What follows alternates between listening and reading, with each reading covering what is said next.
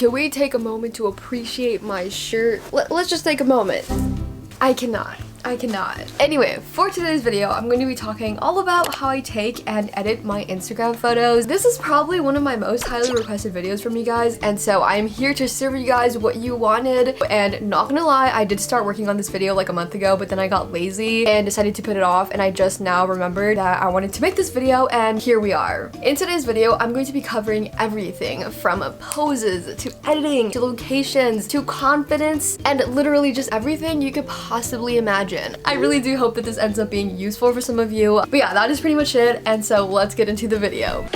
Okay, so first things first, let's discuss what I use to take my Instagram pictures with. I want to make it clear that I don't use any kind of fancy equipment to take my pictures. I literally only use my phone. The only other thing I own to help me take pictures is this iPhone tripod that I got from Amazon a while ago. It actually also came with this Bluetooth remote that if you haven't heard of already, I'll explain in a bit. And of course, we can't forget the two lovely ladies that helped me take my pictures, one of them being Miss Delilah, and we also have Miss Heaven. They are very much appreciated. As you guys probably already know, my Instagram is mainly centered around my outfits. So when it comes to actually taking my pictures, I really don't do much besides picking out a cute outfit, maybe putting on some makeup and putting on a cute hairstyle. And okay, I am making this sound a lot easier than it actually is because knowing my indecisive self, I could never just pick an outfit on the spot. So if you're anything like me, I highly recommend planning out your outfits beforehand. And in case you guys are wondering, my main source for outfit inspiration is literally Pinterest. So if you guys are looking for some outfit inspiration, you should definitely go follow my Pinterest. I literally have an entire board dedicated to all the outfits I find on Pinterest. If you ever find yourself in need of any more cute outfit ideas, I do have a few outfit idea videos up on my channel in case you guys want to go check those out. Anyway, let's now move on and actually get into the juicy stuff. First, we gotta talk locations. This is some serious stuff.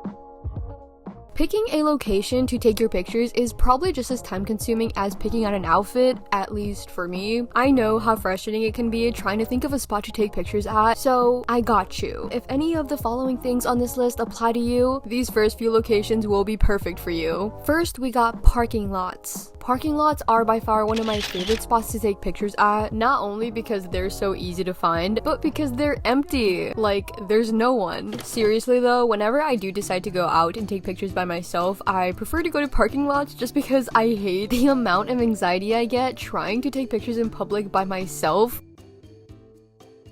Another great spot for those of you that want to minimize as much human interaction as possible is empty parking garages. This is literally the same thing as parking lots, but something about parking garages just hits different.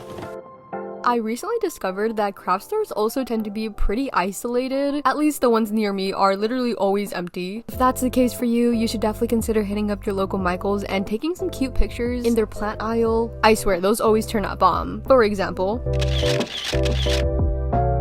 next few locations are for you extroverts out there. I definitely think a great spot to take your pictures at is in front of the refrigerators at your local grocery store. The reason I say extroverts is because I'm still yet to build up the confidence to be able to go out in public and take pictures by myself. Like, if you look closely at this clip, you can see me constantly looking around, making sure no one is staring at me because I am clearly very much afraid of being judged by the 80-year-old men getting their groceries. Anyways, moving on. Besides refrigerators, snack aisles in the grocery stores are definitely also the move. Also, it was already getting so late that the grocery stores were starting to close, and the only other store that was open was the 99-cent store, so that is where we are. If you're new here, make sure to like and subscribe and turn on your post notifications so you don't miss an upload. And now for one of the last locations. I probably should have mentioned this sooner, but another one of my favorites is actually taking pictures by random sidewalks with cute backgrounds, of course.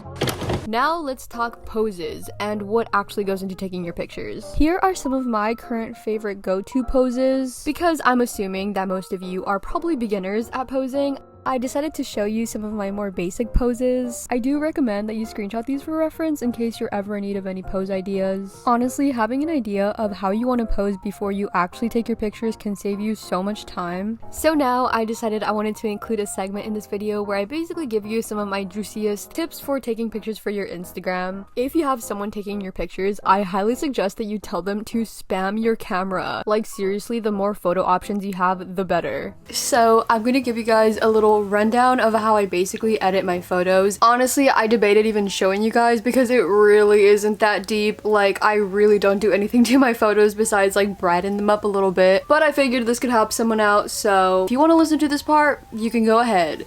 This week I actually got a lot of photos, and I actually just finished taking some, which is why I have a bunch of makeup on. I was literally taking them on my computer because I'm too lazy to go out and it is raining so hard right now. So if I'm being honest, I don't edit every single photo the exact same way because I really just edit the photo depending on what it is. Like, literally the way that I edit my photos just varies. So funny thing about these photos in particular, I actually put a little bit more effort into the editing for these photos because of the fact that I was wearing this mask in my photo. The fact that it had a logo on it was bothering me, but that was the only mask I had in my car, so I had to work with it. One of the first things that I actually did to this picture was remove that, and so I'm gonna be showing you guys how I basically get rid of like those tiny things that bother me in pictures. So when it comes to editing, I literally don't use any apps. Like, I used to have a bunch of editing apps on my phone, but I realized that I really didn't need them. Like, they were just there. And so really the only other editing app that I occasionally use is Facetune for instances like this where I want to get rid of like small things like that. And this is literally the only thing that I ever use Facetune for because I feel like the patching tool that they have is so useful. Let me show you. So basically I took my photo, hit the patch tool, and what I do is I basically zoom in. So I patch that little part out and it's like as if it was never even there. Honestly, it's pretty magical. I love this feature of Facetune so much. Like, it has came in handy so many times, especially when like there's people in the back of my pictures. That is also so annoying, and I definitely use this tool for that. So yeah. So the next thing I do for basically all of my pictures is fix the filter on them, at least if they need it. Most of the pictures I take end up needing some kind of lighting adjustments, so what I'll do is I'll just basically go on the Apple photo app and I'll hit the edit button at the top right corner, and there's literally so many